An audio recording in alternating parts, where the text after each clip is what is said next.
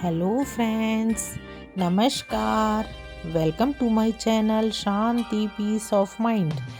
दोस्तों, मैं आज आपको उत्पन्ना एकादशी के बारे में बता रही हूँ। दोस्तों, नैमिषारण्य तीर्थ में 88,000 ऋषि मुनियों ने एकादशी की उत्पत्ति तथा महत्व के तथ्य को जानने के लिए श्री सूत जी से निवेदन किया। श्री सूत जी ने कहा, हे ऋषियों, द्वापर युग में मनोकामना पूर्ण करने वाली अनंत पुण्य प्रदायिनी एकादशी की उत्पत्ति, महत्व आदि के बारे में पांडव श्रेष्ठ युधिष्ठिर ने भी अश्वमेध यज्ञ के समय भगवान श्री कृष्ण से यही सब प्रश्न पूछे थे। युधिष्ठिर जी ने पूछा, हे भगवान, पुण्यमयी एकादशी कैसे उत्पन्न हुई? इस संसार में क्यों पवित्र मानी गई है ये, तथा देवताओं को कैसे प्रिय हुई? इसका महत्व और विधि विधान क्या है? इसको करने से क्या पुण्य फल मिलता है? उपवास के दिन जो क्रिया की जाती है, आप कृपया करके बतलाने का कष्ट करें। यह वचन सुनकर श्री कृष्ण जी कहने लगे, हे युधिष्ठिर, मैं एकादशी के व्रत का महत्व तुमसे कहता हूँ, तुम एकाग्रचित होकर सुनो। शास्त्रों के अनुसार हेमंत ऋतु में मार्गशीर्ष अर्थात अगहन मास के शुक्ल पक्ष की 11 तिथि को एकादशी का जन्म हुआ था। इसीलिए सर्वप्रथम उत्पन्ना एकादशी से इस व्रत को प्रारंभ करना चाहिए। एकादशी व्रत का विधि और विधान कुछ इस प्रकार है कि दशमी को ही सायंकाल भोजन करके अच्छी तरह से दातून आदि करके रात्रि को रात्रि में भोजन ना करें। एकादशी के दिन प्रातः 4 बजे उठकर व्रत का संकल्प लें और अपना कहें कि मैं व्रत रखना चाहती हूँ, अपने गोत्र का नाम और किस दिन है, विक्रम संवत जैसे संवत का नाम लें, फिर मार्गशीर्ष मासे कृष्ण पक्षे एकादशी तिथि, फिर वार का नाम लें। इस तरीके से अपने गोत्र का नाम लें। तो ये सारी चीज़ें बोल के आप कि मैं व्रत रख रहा हूँ, मेरे व्रत को स्वीकार करें, सफल करें। फिर शुद्ध जल से स्नान कर लें। व्रत करने वाला चोर, पाखंडी, पर स्त्रीगामी, निंदक, मिथ्याभाषी, किसी प्रकार के पापी मनुष्य से बात ना करे। स्नान के पश्चात धूप, दीप, नैवेद्य आदि 16 चीज़ों से भगवान का पूजन करें। रात को दीप दान करें। ये सब कर्म भक्ति और श्रद्धा युक्त होकर करें। रात्रि को सोना व प्रसंग नहीं करना चाहिए। सारी रात्रि भजन कीर्तन आदि करना चाहिए।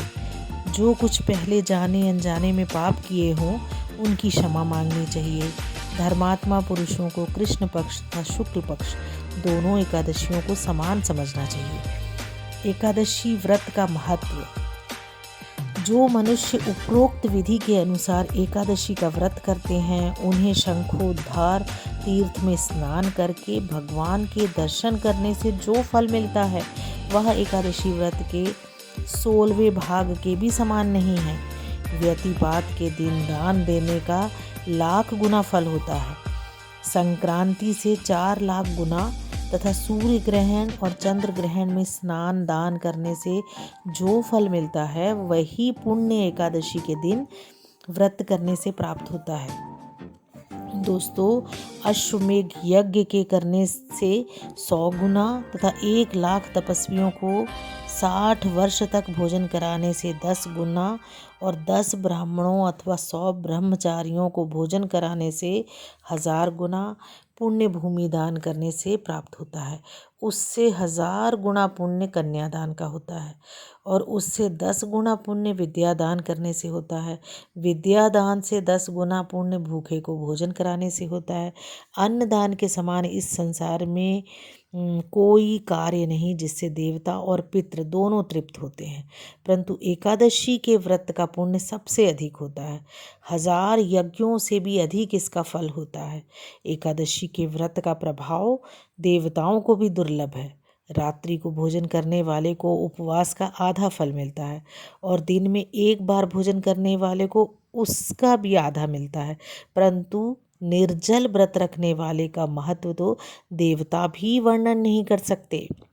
युधिष्ठिर जी कहने लगे, भगवान आपने हजारों यज्ञ और लाख गौदान के पुण्य से भी बढ़कर एकादशी के व्रत को के पुण्य को बताया है, सो सब कहिए। भगवान बोले, हे राजन, अब मैं तुम्हें एक पौराणिक कथा कहता हूँ, ध्यान पूर्वक सुनो। कथा इस प्रकार है दोस्तों, सतयुग में मुर नाम का एक दैत्य था। वह अत्यंत बलवान और भयानक था। उस प्रचंड दैत्य ने इंद्र, आदित्य, वसु, वायु, अग्नि आदि सब देवताओं को पराजित करके भगा दिया। तब इंद्र आदि देवताओं ने शिवजी से अपने दुख को कहा और बोले, हे कैलाशपति, मुर दैत्य से भयभीत होकर सब देवता मृत्यु लोक में विचरण कर रहे हैं। कृपा करके हमारे इस दुख को दूर करने का उपाय बताइए। तब शिवजी कहने लगे कि हे देवेंद्र, तीनों लोकों के स्वामी, भक्तों के दुखों को नाश करने वाले भगवान विष्णु की शरण में जाओ, वही तुम्हारे दुखों को दूर कर सकते हैं। शिवजी ने ऐसे वचन भगवान शिव के ऐसे वचन सुनकर इंद्र आदि सब देवता क्षीर सागर में पहुँचे। वहाँ भगवान को शयन करते हुए देखकर इंद्र आदि सब देवता हाथ जोड़कर उनकी स्तुति करने लगे। हे देवताओं द्वारा स्तुति करने योग्य प्रभु, आपको बारंबार नमस्कार है। देवताओं की रक्षा करने वाले मधुसूदन, आपको नमस्कार है। आप हमारी रक्षा करें। दैत्यों से भयभीत होकर हम सब देवता आपकी शरण में आए हैं। आप इस संसार के कर्ता, माता पिता, उत्पत्ति तथा पालन करता और संहार करने वाले हैं। सबको शांति प्रदान करने वाले हैं। आकाश और पाताल भी आप ही हैं। तीनों लोकों को उत्पन्न करने वाले ब्रह्मा, सूर्य, चंद्र, अग्नि, सामग्री, होम, आहुति, मंत्र, तंत्र, जप, यजमान, यज्ञ, कर्म, कर्ता, भोक्ता भी आप ही हैं। हे भगवान, दैत्यों ने हमको जीत कर स्वर्ग से निकाल दिया है। आप उन दैत्यों से हम सबकी रक्षा करें। देवताओं के ऐसे करुणामयी वचन सुनकर भगवान विष्णु जी कहने लगे, हे देवताओं, ऐसा मायावी दैत्य कौन है जिसने सब देवताओं को जीत लिया है? उसका नाम क्या है? उसमें कितना बल है और किसके आश्रय है तथा उसका स्थान कहाँ है? यह सब मुझे बताओ। भगवान के वचन सुनकर इंद्र बोले, भगवान, प्राचीन समय में चंद्रावती नगरी में नाड़ी जंग नाम का एक राक्षस था। उसी के महापराक्रमी और लोक विख्यात मुर नामक पुत्र ने सब देवताओं को स्वर्ग से निकालकर वहां अपना अधिकार कर लिया है। वह सूर्य बनकर स्वयं ही प्रकाश करता है तथा स्वयं मेघ बन करके जल की वर्षा करता है। अतः आप उस दुष्ट को मारकर देवताओं को निर्भय बनाइए। इंद्र के वचन सुनकर भगवान कहने लगे, हे देवताओं, मैं शीघ्र ही तुम्हारे शत्रु का संहार करूंगा। तुम चंद्रावती नगरी जाओ। इतना कहकर भगवान ने सब देवताओं सहित चंद्रावती नगरी की ओर प्रस्थान किया। उस समय दैत्यपति मुर दैत्य सेना सहित युद्ध भूमि में गरज रहा था। युद्ध होने पर असंख्य दानव अनेकों अस्त्र शस्त्रों को धारण कर देवताओं से युद्ध करने लगे, परंतु देवता भय के मारे चारों दिशाओं में भागने लगे। जब भगवान रणभूमि में आए तो दैत्य उनको भी देखकर अनेक प्रकार के अस्त्र शस्त्र तथा आयुध लेकर दौड़े। भगवान उनको आता देख चक्र और अपने दिव्य बाणों से उन पर प्रहार करने लगे। अनेक दैत्य उनके हाथों से मारे गए। केवल एक मुर ही जीवित बचा और वह अविचल भाव से भगवान के साथ युद्ध करता रहा। भगवान जो भी तीक्ष्ण बाण उसके शरीर में मारते, वह उसके लिए पुष्पों के समान हो जाते। शस्त्रों के प्रहार से उसका शरीर छिन्न भिन्न हो गया, पर फिर भी युद्ध करता ही रहा। अब वे आपस में मल्ल युद्ध करने लगे। 10,000 वर्ष तक उनका मल्ल युद्ध होता रहा, परंतु वह दैत्य भगवान से पराजित ना हुआ। और तब भगवान विष्णु युद्ध से थक कर बद्रिका आश्रम को चले गए। वहाँ पर एक हेमवती नाम की सुंदर गुफा थी। उसमें विश्राम करने के लिए उन्होंने उसके अंदर प्रवेश कर गए। वह गुफा 12 योजन लंबी थी। उसका एक ही द्वार था। विष्णु भगवान वहां जाके सो गए। वह दैत्य उनको सोया हुआ देखकर मारने के लिए उद्यत हुआ। वह अभी मारने का प्रयत्न ही कर रहा था कि उनके शरीर से एक अत्यंत प्रभावशाली सुंदर कन्या अस्त्र शस्त्र धारण किए हुए उत्पन्न हुई और दैत्य के सामने आकर युद्ध करने लगी। वह दैत्य उस बलवान कन्या को देखकर आश्चर्यचकित हो गया और उससे युद्ध करने लगा। उस महादेवी ने उस बलवान दैत्य के रथ को चूर चूर कर दिया और उसके अस्त्र शस्त्रों को काट कर टुकड़े टुकड़े कर दिए। तब वह दैत्य महान क्रोध करके मल्ल युद्ध करने लगा, परंतु देवी ने उसको धक्का मार कर मूर्छित कर दिया। जब वह दैत्य मूर्छा से जागा तो उस देवी ने उसका सिर काट डाला।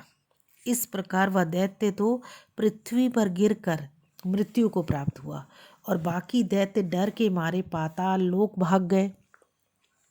जब भगवान विष्णु की निद्रा टूटी तो उन्होंने मुर दैत्य के कटे सिर व दोनों हाथ जोड़कर खड़ी हुई एक कन्या को देखा। तब भगवान उस कन्या से पूछने लगे, हे देवी, जिस दैत्य से इंद्र आदि सब देवता भयभीत होकर स्वर्ग से भाग गए थे, उसको किसने मारा? वह कन्या कहने लगी, भगवान, जब आप निद्रा में थे तो यह दैत्य आपको मारने के लिए उद्यत हुआ था। उस समय आपकी योग माया द्वारा आपके शरीर से उत्पन्न होकर मैंने इस दैत्य को मार गिराया। यह सुनकर भगवान कहने लगे, हे देवी, तुमने देवताओं के भय को दूर करके बहुत बड़ा कार्य किया है, अतः तुम अपनी इच्छा अनुसार वर मांगो। तब वह देवी बोली कि भगवान, यदि आप मुझको वरदान देना ही चाहते हो तो यह वरदान दीजिए कि जो कोई मेरा व्रत करे उसके सब पाप नष्ट हो जाएं और अंत में वह मोक्ष को प्राप्त हो। जो इस व्रत का पुण्य है उसका आधा रात्रि को भोजन करने वाले को मिले और जो एक बार भोजन करे उसको भी आधा फल मिले। जो मनुष्य भक्ति पूर्वक मेरे व्रत में एक बार भी भोजन ना करे उसको धर्म, धन और मुक्ति प्राप्त हो। कन्या के वचन सुनकर भगवान बोले, तथास्तु, हे कल्याणी, ऐसा ही होगा। मेरे और तुम में श्रद्धा रखने वाले संसार में प्रसिद्धि व समृद्धि पाएंगे और वे अंत में मोक्ष को प्राप्त करके मेरे लोक को जाएंगे, क्योंकि तुम आज मार्गशीर्ष एकादशी को उत्पन्न हुई हो, अतः तुम्हारा नाम उत्पन्ना एकादशी होगा। तुम्हारे व्रत का फल सब तीर्थों से भी अधिक फल देने वाला होगा। ऐसा कहकर भगवान अंतर्ध्यान हुए। भगवान श्री कृष्ण ने आगे कहा, हे युधिष्ठिर, सब तीर्थों के फल से एकादशी व्रत का फल सर्वश्रेष्ठ है। एकादशी व्रत करने वाले के सब शत्रु भाग जाते हैं और अंत में वह मोक्ष प्राप्त करता है। यह मैंने तुम्हें एकादशी की उत्पत्ति का सारा वृत्तांत सुनाया है। एकादशी पापों का नष्ट करने वाली तथा सिद्धि प्राप्त कराने वाली है। उत्तम पुरुषों को दोनों पक्ष की एकादशियों को समान ही मानना चाहिए। जो मनुष्य इस एकादशी के महत्व को पढ़ता है अथवा सुनता है उसको अश्वमेघ यज्ञ का फल मिलता है और वह करोड़ों वर्ष तक विष्णु लोक में वास करता है। वहाँ भी उसका पूजन होता है। जो मनुष्य एकादशी महात्म्य के चौथे भाग को पढ़ता है उसके ब्रह्म हत्या अनेक पाप नष्ट हो जाते हैं।